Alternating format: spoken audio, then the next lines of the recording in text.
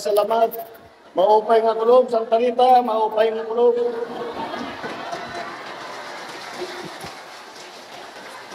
Andito lang po kami. Sinama ko po ang ating iba't ibang cabinet secretary. Andito rin po ang ating mga liderato sa local government. At kami po, ay ito yung aming pong ginagawa.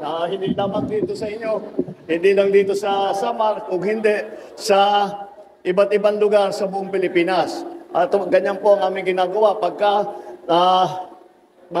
maglalagay kami ng job fair, meron medical mission, yung job fair po, para yan, yung pinakamahirap na gawin ay ang mag-match ng trabaho.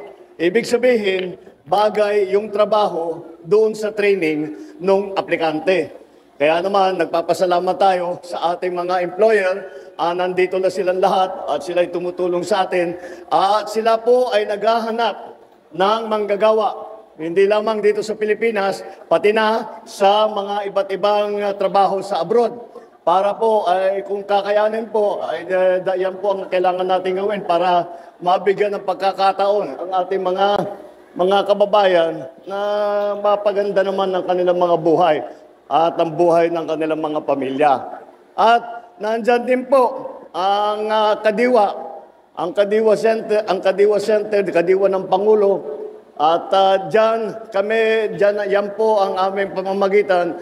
That is the way na makapagbigay kami, makapagbigay doon sa mga lalo na sa lahat ng pinakanangangailangan. At kailangan na pinakanangangailangan ay mabigyan ng kaunting ginawa dahil may mas mura na bilihin. Meron na tayo, ang bigas po sa Kadiwa ay 29 pesos na lang. Pababa na rin po na pababa.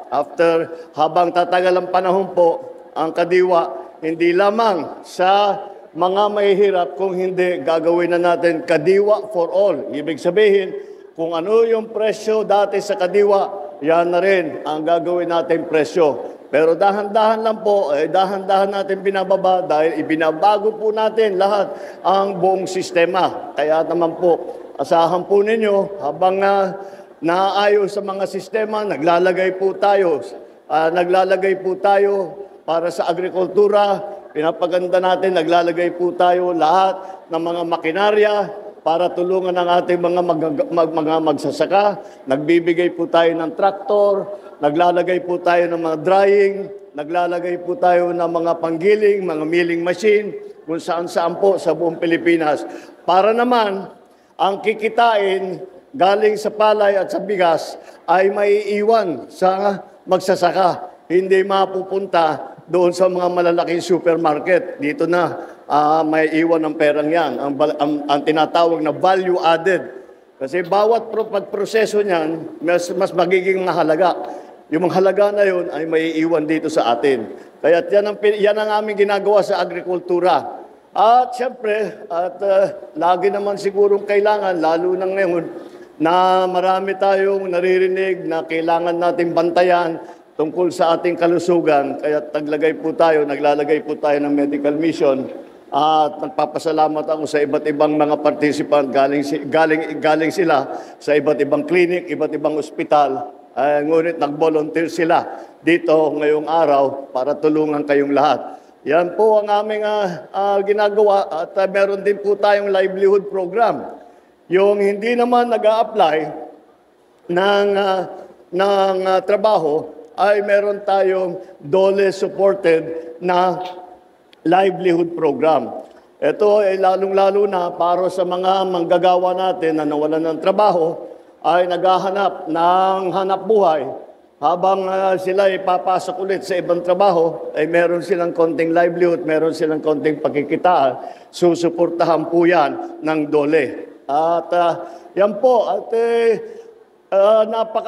napakaganda na makita na very successful itong ating mga ginagawa na ganito.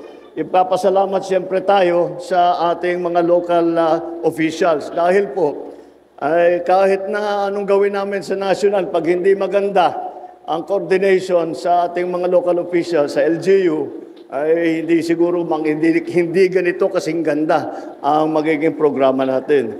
O ito na po, meron na tayong nakita na dito sa harap. Nakasuot po ng hats. Magpakita niyo yung t-shirt niyo. O yan. Ang ibig sabihin ng hats, hired on the spot. Ha? Ibig sabihin, doon sa pag-apply nila ngayon, meron na silang nakuhang pwesto. Very good. Congratulations. Sana lahat po ay sisikapin namin na lahat po ng naghahanap ng lahat po na naghahanap ng trabaho ay kahit papano ay bibigyan natin ng pagkakataon upang makapaghanap buhay ng disente at ng mabuti para sa kanilang mga pamilya. Kaya naman po nandito ako upang matignan at mainspeksyonan lahat mo ng pangyayari, lahat ng nagagawa dito.